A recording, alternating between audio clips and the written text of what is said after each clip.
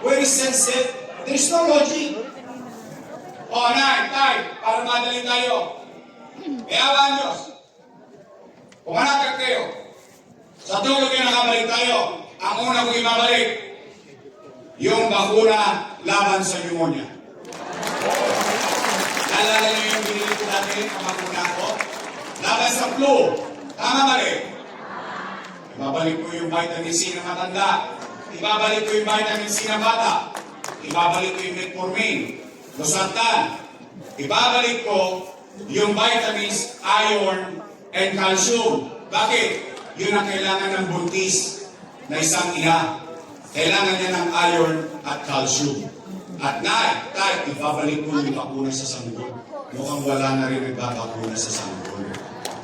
At ibabalik ko ang magaang, maayos, madaling ma-access na health center facility sa lungsod ng Maynila. Pangatlo, pero kayo sasagot ito. Bakit? Kasi hindi napapansin ko. Kaya lang pag ito'y nanggaling sa akin, bias. Kasi sabi ko, hindi ko kayo kukonsumihin. Wala kayong maririnig na kami. Kaya lang may napapansin ako. Hindi ko alam kung napapansin nyo rin. Kaya maigin ang kayo na sumagot. Nay! Mga lola ko. Napapansin nyo ba parang dumudugyot ulit ang Maynila? Talaga?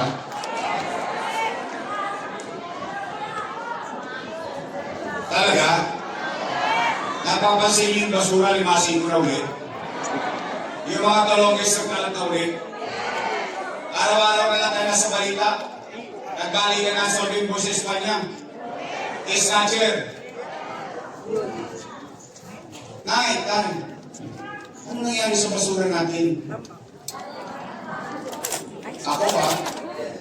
You know better than me. Why? Inabot nyo to. Noong 1992, binoto ninyo si Alfredo Lim. Bakit? Dahil yung dating mayor noon, nagkalat ang basura sa lungsod ng Maynila. Tama ba rin? Bilang ganti ng taong bayan, pumoto tayo si Alfredo Lim. High school ako noon, 1992. Tondo High School. Hindi pa. May uhog pa ako. Lionel na ang naghahakot ng basura. Tama ba rin? Maayos. Masaya ang taong bayan.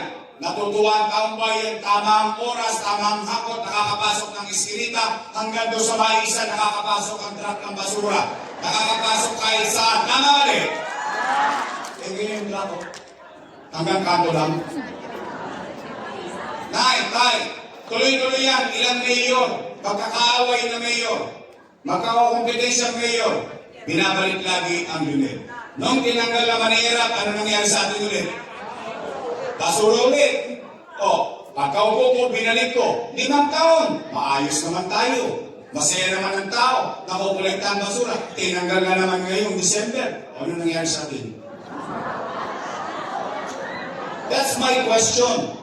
Why change things that are working? Di ba? Bakit kailangan paguhin ang bagay na napakikinabangan ng tao? Tay, basura lang yan. Pero ito, tingnan nyo, 17 lang ang LGU sa Metro Manila. Panggilan tayo. Ang 17. Sa akin ba galing yan?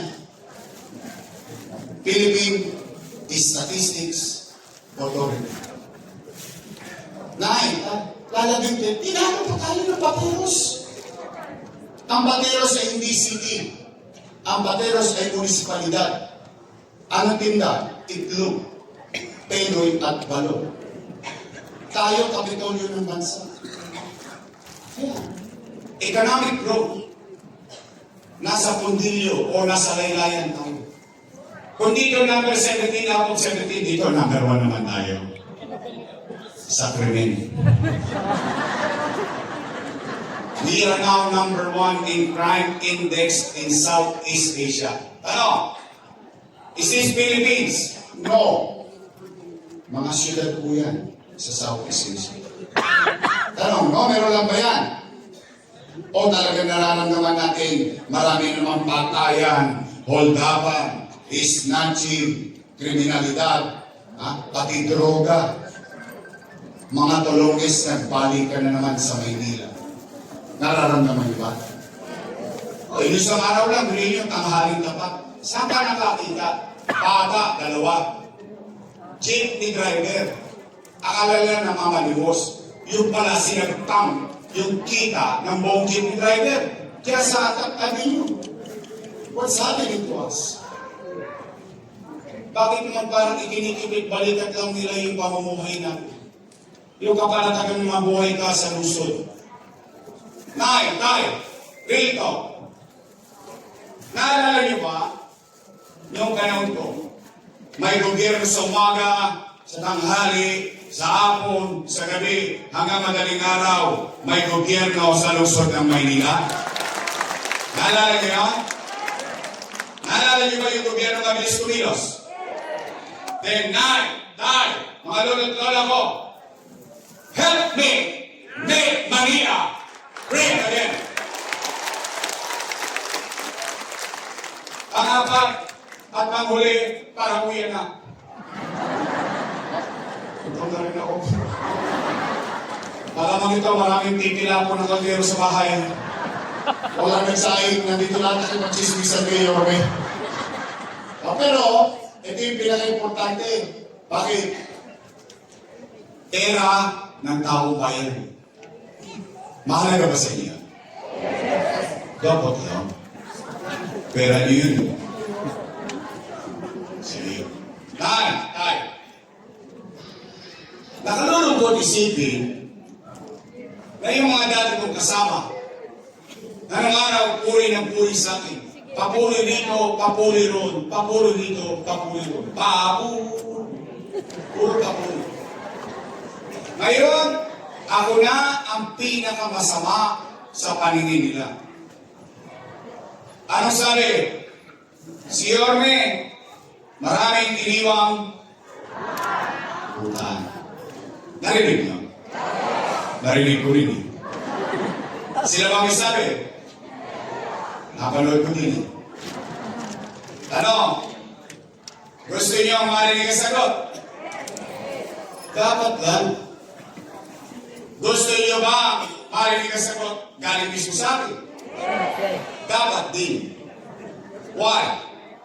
As a matter of universal rule o sa pangkalahatan, ang leader dapat pinaninindigan niya yung bagay na ginawa niya sa kanyang mamamayan. Dapat maging responsable siya sa bagay na ginawa niya sa taong bayan. Hindi para magturo, magsisi, at sisihin dito, sisihin niya. Dapat, you have to own it. Panindigan mo at hayaan mo ang taong bayan ang magdesisyon kung ikaw ay tama o mali. Tama mo ba? Now, tay, alala mo, taas ang kamay na may anak dito. Aba talaga kayo ba sa inyo? May anak kayo? May apo kayo? May pamilya kayo? Real talk.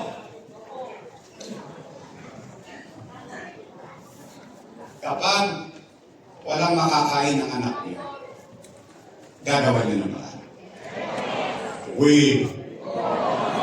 Di nga. Itatawid niyo. Iraraos niyo. Totoo ba ang kasabihan ng mga matatanda? Na ang isang ina o isang ama, isang magulang person, subo na lang, bibigyan mo sa kanya. Totoo yun? So gagawin niyo ang lahat para sa anak niyo. Itatawid niyo. Iraraos niyo. Hindi na ginawa ko bilang ama ng 2 milyon na bilhin ng panahon. Ngay, when you elected me as your mayor in 2019, I took the responsibility. Wala kayong narinig sa akin ni isang araw, ni isang beses na sinisi ko yung sinundan ko na walang iniwan sa akin pera. Wala. Why? Ba't ko ba siya sinisihin? Unang-una, hiningi ko sa inyo, maging mayor ako. Tandaan nyo, hindi nyo binigay ng pusa. Wala namang ganun eh. Ihingin mo muna sa tao. At pag nagustuhan ng tao, ibibigay sa iyo. Hiningi mo gusto mo mayor ka. Pag may problema, ituturo mo ibang tao. Walang ganun. You have to take responsibility. Anong ginawa ko?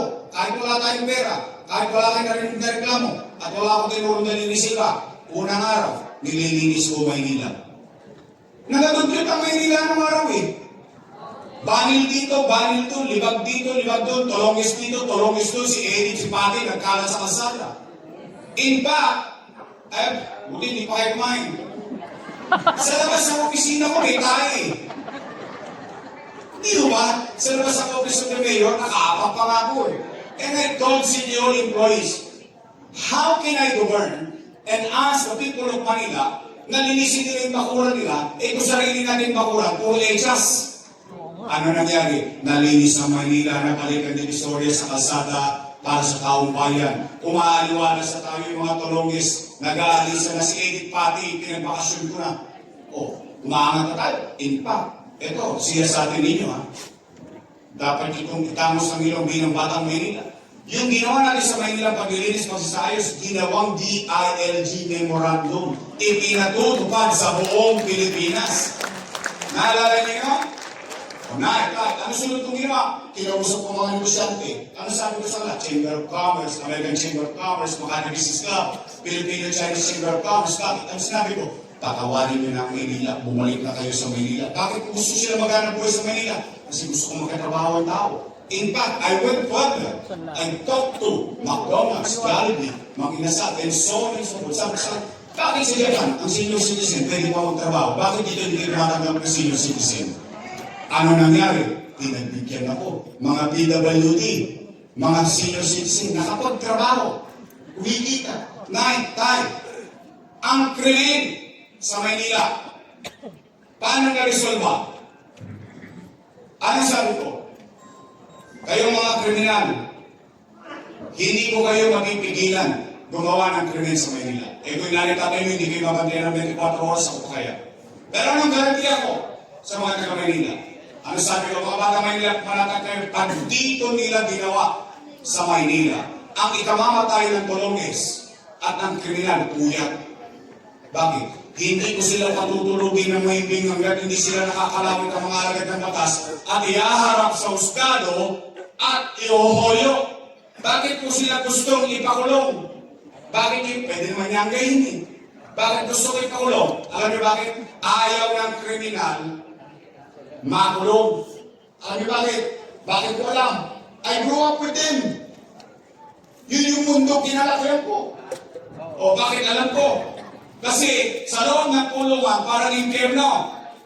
May ko nga, galisaso, puto, luga, TV, at parang namumuhay sila ng sardinas. Kaya ayaw ng kriminal makulong. Ang gusto niya lumalaban, kinukulong natin. Natakot silang gumawa ng krimen sa Manila. Kaya ang krimen natin did not slide. It died. Virtually, umaalis sila sa Maynila. Dahil alam nila, anumang layo, mas mahaba ang kamay ng batas sa lungsod ng Maynila. Umaangat na tayo, umaayos na tayo, nakikisa na ang tao, lilipad na tayo, bigla tayo nabangga. Boom!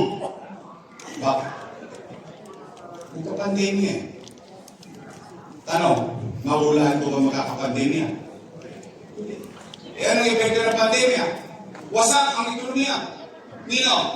Ng Maynila? Hindi. Ng Pilipinas? Hindi. Ng buong? Walang ekonomiya, walang hanap buhay. Walang hanap buhay, walang trabaho. Walang trabaho, walang pizza. Walang pizza, walang pizza. Tama mali? Anong ginawa ko? I went to Facebook Live and I addressed the people of Manila. Sabi ko, Nay, Tay, pumanatag kayo. Huwag kayong mag-alala.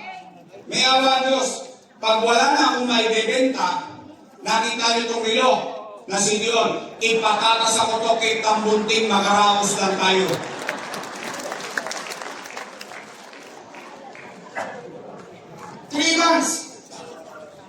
Three months. Hindi ko inuwian ang pamilya ko. Not a single day. Not a single night. Ay, si Chick.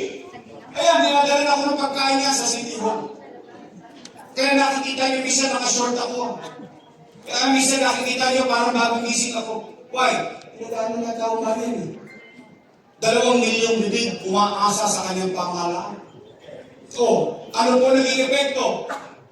Kayo, ang mga nakabuhay dito, kayo dyan sa taas, kayo'y testigo buhay. Kaya natin sabihin, noong panahon ng pandemya, walang nagutom sa lungsod ng Maynila. Buwan-buwan, may food box. Hindi pa nga nauubos yung food box, tumarami na naman ang food box. Per family, not household. Kasi sa isang bahay, 2 pamilya, 3 pamilya. Yung iba, binibenta na sa online. Okay na. Binigay ko na yun eh. Tama ba rin? Nakalaos tayo. Walang nagutom sa Maynila. Ano ba nangyari? India. Ubos ang oxygen. Pilipinas, nagkakaubusan ng oxygen. Sa Maynila, bude-budegang tangke ng oxygen para sa mga COVID patient natin.